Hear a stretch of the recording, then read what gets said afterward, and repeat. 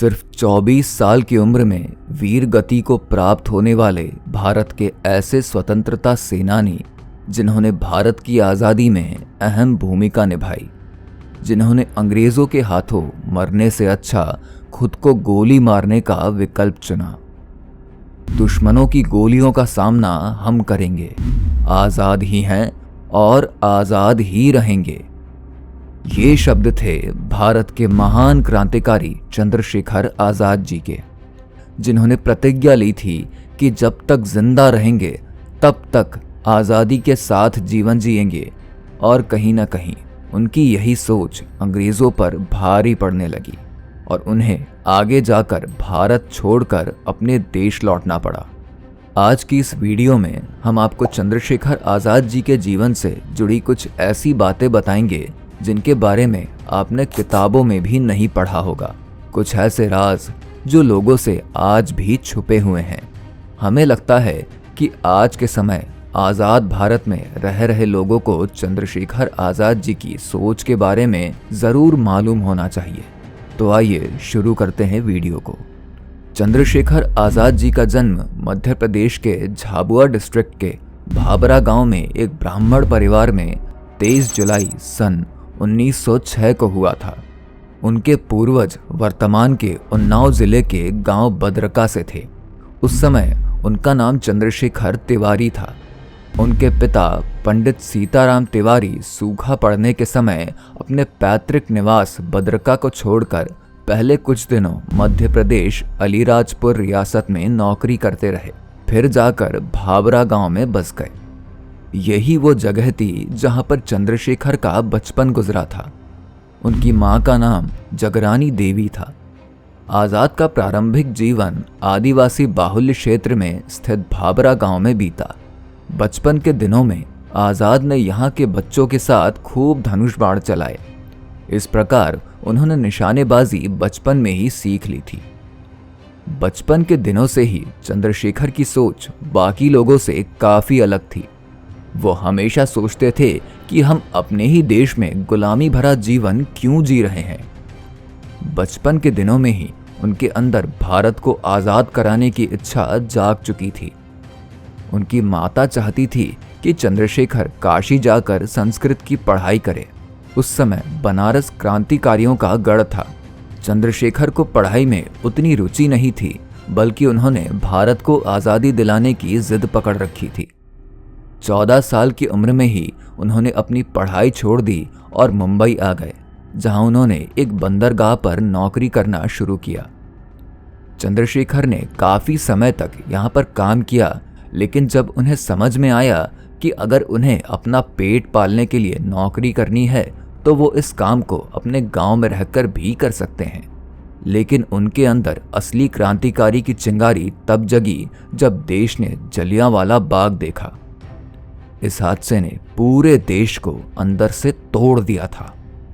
चंद्रशेखर आज़ाद का मन अब देश को आज़ाद कराने के अहिंसात्मक उपायों से हटकर सशस्त्र क्रांति की ओर मुड़ गए।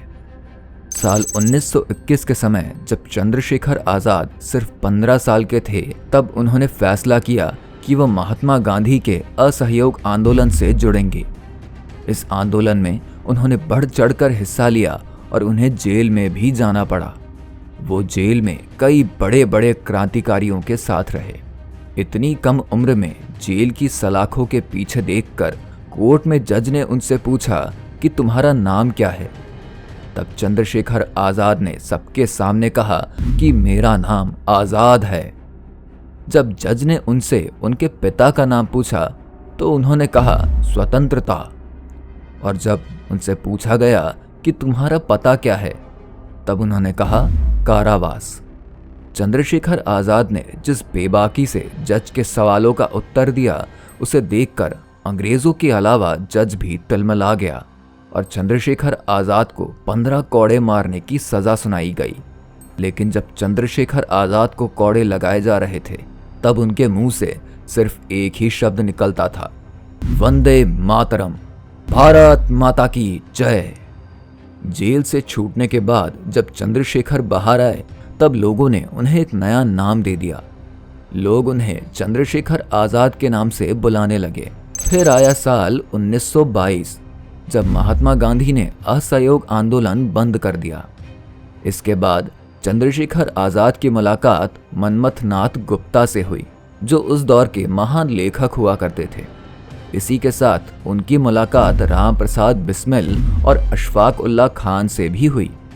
उस समय राम प्रसाद बिस्मिल हिंदुस्तान रिपब्लिक एसोसिएशन के संस्थापक हुआ करते थे और उन्होंने चंद्रशेखर आजाद को हिंदुस्तान रिपब्लिक एसोसिएशन में फंड इकट्ठा करने की जिम्मेदारी दी।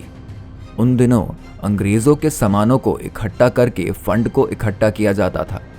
आप लोगों ने शायद काकोरी कांड के बारे में सुना होगा, जिसे उस दौर में चंद्रशेखर आजाद ने अंजाम दिया था, जब उन्होंने अंग्रेजों की ट्रेन लूटने का फैसला किया। आज के समय इस कांड का नाम बदलकर सरकार ने काकोरी ट्रेन एक्शन रख दिया है। इस पूरे कांड के बाद चंद्रशेखर आजाद का रुतबा काफी ज्यादा बढ़ चुका था। चंद्रशेखर आजाद यही नहीं रुके, उन्होंने आगे जाकर आगरा में बम बनाने का कारखाना खोला। 8 अप्रैल 1929 में असेंबली में जो बम धमाके हुए थे, उसे भगत सिंह और बटुकेश्वर दत्त ने अंजाम दिया था और ये बम चंद्रशेखर आजाद के द्वारा ही बनाए गए थे, जिसके बाद राजगुरु भगत सिंह और सुखदेव को फांसी की सजा सुना दी गई। दूसरी तरफ ब्रिटिश के अधिकारी चंद्रशेखर आजाद को ढूंढने की कोशिश कर रहे थे। फिर आता है 27 अप्रैल 1931 का दिन, जब इलाहाबाद के अल्फ्रेड गार्डन में आजाद बैठे हुए थे। तभी उनके वहां होने की जानकारी किसी ने अंग्रेजों को दे दी। पुलिस जब वहां पहुंची तब आजाद और उनके बीच में गोलीबारी शुरू हो गई। आजाद ने काफी समय तक अंग्रेजों का सामना भी किया। इसी दौरान उनकी गोलियां खत्म होने वाली थी और वो घायल भी हो चुके थे। चंद्रशेखर आजाद समझ चुके थे कि अब वो बच नहीं पाएंगे, इसलिए उन्होंने अपनी आखिरी गोली से खुद की हत्या कर ली। वो नहीं चाहते थे कि उनकी हत्या अंग्रेजों के द्वारा हो। इसके बाद वे हमेशा के लिए आजाद हो गए।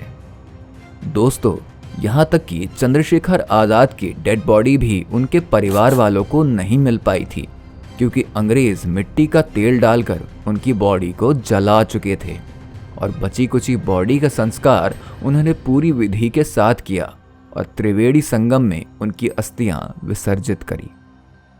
तो दोस्तों, ये थी कहानी चंद्रशेखर आजाद जी की। वीडियो पसंद आया हो तो इसे लाइक करें, शेयर करें और हमारे चैनल को सब्सक्राइब जरूर करें।